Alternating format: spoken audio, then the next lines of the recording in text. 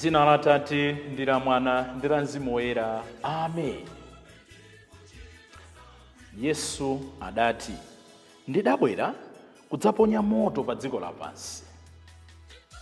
Very disturbing words from Jesus today. Ndinabwera kudzaponya moto. Kodi Ambuye mudabwera kudzatiwononga? Ambuye mudabwera kudzatipsereza? Akuti sanabwerenso kudzapereka mtendere ayi. Ambuye zikhala bwanji? Pali phunziro la mphamvu. Ndikulandireni abale ndi alongo pano pati yankhule na Ambuye. Lero ndi Lachinayi pa 24 Oktoba chaka cha 2024. Ndi Lachinayi la Mulungu wa 29 Pachaka. Ndipo tikupitiriza kusinkhasinkha kalata ya Paulo yolembera a Efeso. Lero tili mutu 3 ndime 14 kulekeza 21. Abale, ine ndikugwadira Atate amene banja lililonse kumwamba ndi dziko lapansi limatchulidwa ndi dzina lawo. Ulemu wathu wonse, mphamvu zathu zonse zizipita kwa chauta amene ndi Atate athu, amene ndi Bambo athu. Amene akutiwerengera mawu oyamba ndi a Emmanuel P. Kaipya kuchokera ku Nankumba Parish mu Diocese ya Mangochi.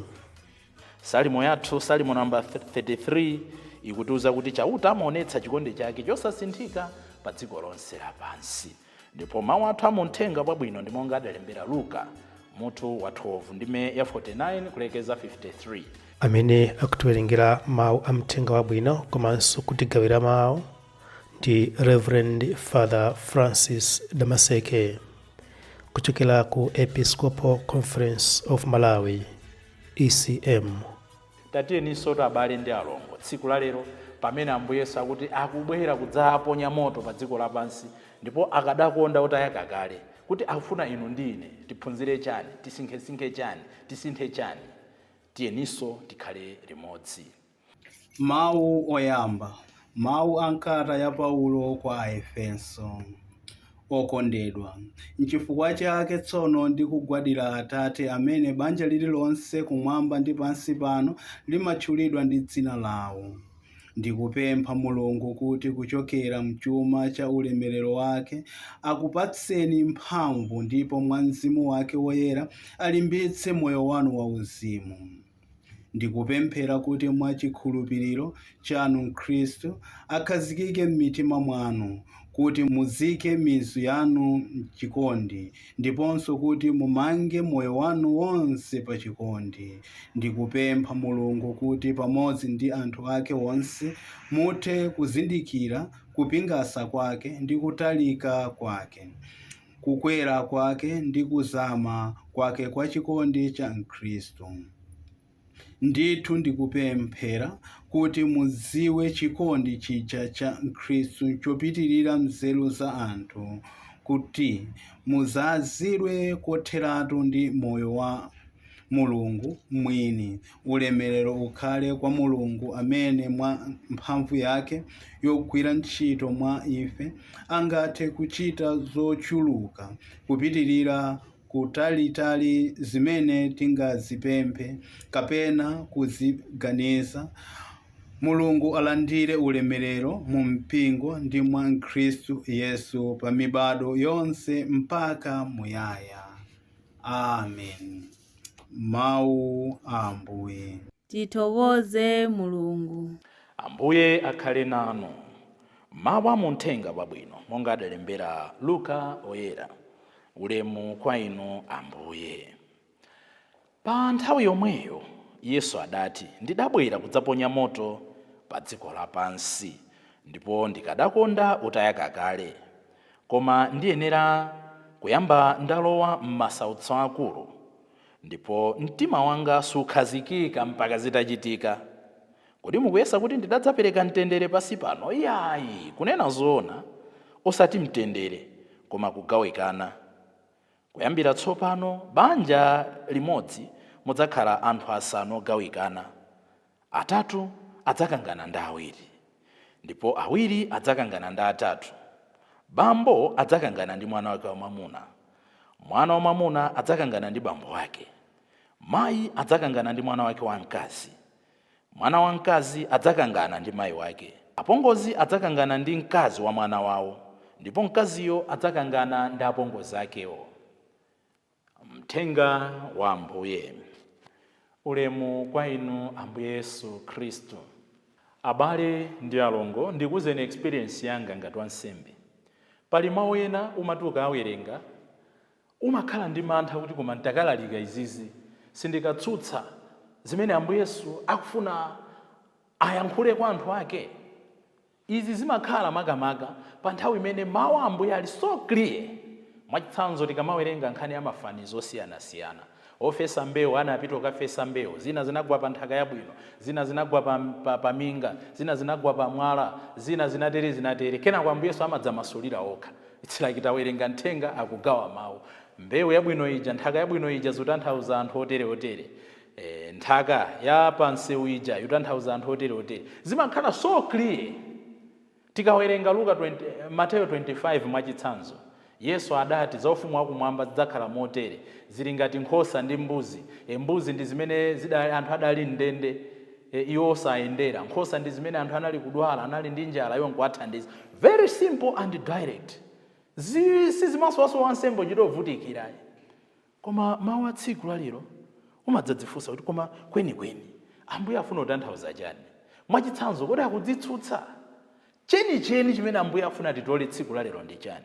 Chifukwa ife timadziwa kuti Ambuye Yesu ndi mfumu ya mtendere. Ndipo timayimba mfumu ya mtendere ndi Yesu Ambuye. Inde ndi mfumu ya mtendere. Moti tikatchula dzina la Yesu ndi mtenderewo. Atauka kwa akufa, mphatso yoyambirira imene amapereka mtendere ukhale nanu. Atatero nkuwalenga mwatsopano pakuwauzira mpweya. Akupita kumwamba adanena mtendere ukhale nanu. Pa last supper paja mauzo ophunzira ake ndokusirani mtendere, osati monga mmene dziko lapansi limaperekera. Lero akuti sindinabwere kudzapereka mtendere, lero ndinabwera kudzayatsa moto. Is Jesus contradicting himself? What's the lesson of today? What's the message of today? Tikabwerera mchipangano chakale tiona ntchito za moto. Ndinabwera kudzayatsa moto. Titenge ntchito ziwiri. Mwachitsanzo Aisraeli mmene anali kupita dziko la mkaka ndi uchi, mmene anali kuwatulutsa mu ukapolo moja pochoka ku Igupto moja, akuti patsogolo pawo pamakhala moto owawunikira. So moto is the presence of God, is the symbol, is the sign of the presence of God. Pamene akunena kuti ndinabwera kudzayatsa moto, in other words ndinabwera kudzakhala nanu. Muyiona imeneyo? Ndekuti pamene tikukamba za mawu tidziwe kuti Ambuye akunena kuti ndinabwera kudzakhala nanu. Ndengati ndili nanu pakhala kugawikana. Ochita machimo adana ndi amene akukhala ngati moyo wabwino. Izi zimene zinkachitika nthawi ya Afarisi. Iwo amene amafuna kukhala ndi Ambuye Yesu amadana ndi iwo amene amagwiritsa ntchito dzina la Ambuye koma asala Ambuye, asakupanga za Ambuye. Pakati pathu nchimodzimodzi.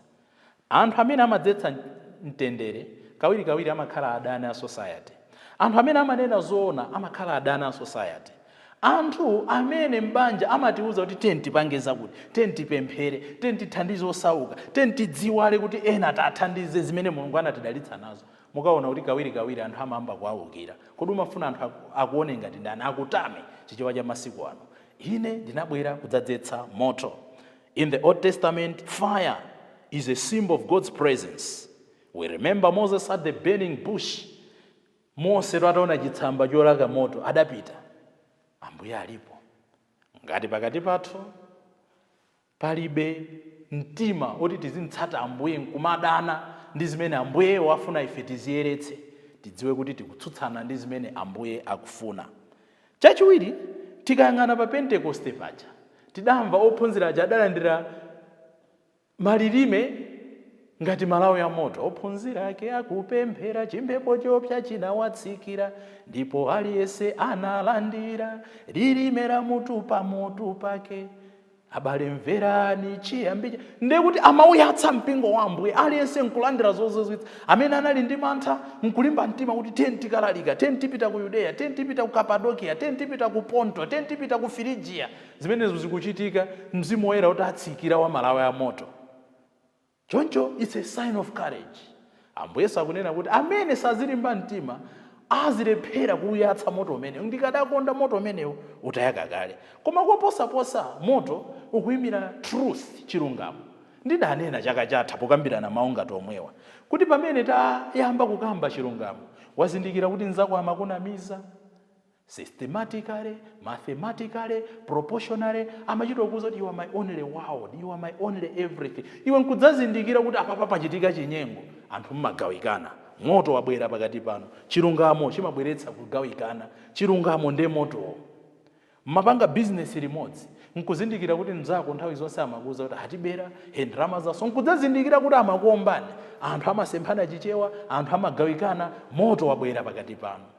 Choncho Ambuye Yesu pamene akunena kuti ndinabwera kudzayatsa moto, ndipo ndikadakonda kuti moto yake kale, mwachiduletu lero akunena kuti ndikufuna chilungamo chikhalepo pakati pano. Ndikufuna pakati pano pakhale utumiki odziwala. Ndikufuna pakati pano pakhale mtima olalika mthenga wabwino ndi mtima osonyeza kuti mukupereka nsembe. Ndi moto wanji umene ndikuyatsa? Ndi chilungamo chanji chimene ndikuyatsa? Mwina mmalo moyatsa moto wamtendere ife tikuzimitsa pamene pali moto wa chilungamo. Pamene pakuyenera pakhale moto wamtendere ife tikuyatsapo moto wachidani. Ndi moto otani umene tikuyatsa? Nanga ndi moto otani umene tikuzimitsa? N'chifukwa chake tsono abale ndi alongo tikawerenga mawu a Paulo oyera m'mawu athu oyambaja akuti abale ndikupempha Mulungu kuti pamodzi ndi anthu onse muthe kuzindikira kupingasa kwake ndi kutalika kwake ndi kukwera kwake ndi kuzama kwake kwa chikondi cha Khristu. Tikanakhala kuti every day ineyo ngati munthu timakhala phee ndikuona atu Paulo mmene wafotokozera ati kutalika kwake, kupingasa kwake, kuzika kwake, mlengalenga mwake mwa chikondi cha Mulungu. Bwezi tikukhala anthu amtendere, bwezi tikukhala anthu okondwa, bwezi sitikunyinyirika kukalalika mthenga wabwino, bwezi sitikunyinyirika kuthandiza anzathu, bwezi sitikunyinyirika kukhululukira anzathu, bwezi sitikunyinyirika kupereka nsembe zosiyanasiyana. Kawiri timanyinyirika chifukwa sitinazindikire kuya kwa chikondi cha Mulungu, chimene muimbitsi wa Salimu wa tsiku lalero akuti chikondi chake chilibe malire. Chifundo cha Mulungu chilibe malire, malire.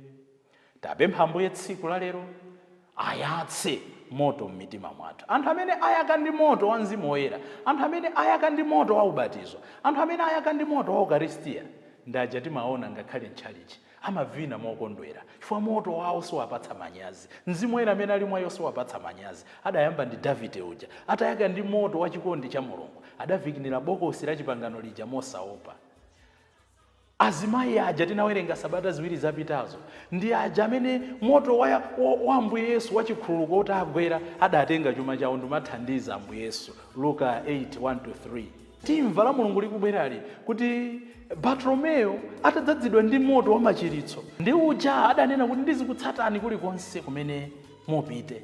Inu ndi ine lero tadzadzidwa ndi moto otani? Tidzadzidwa ndi moto otani? Tichita zotani zosonyeza kuti Ambuye Yesu amene akutipempha kuti ndikadakonda moto utayaka kale, zimene zionetse kuti Ambuye ndikusonkhezera moto umene mudatipatsa pa ubatizo wathu. Dzina la Atate ndi la Mwana ndi la Mzimu Woyera. Amen.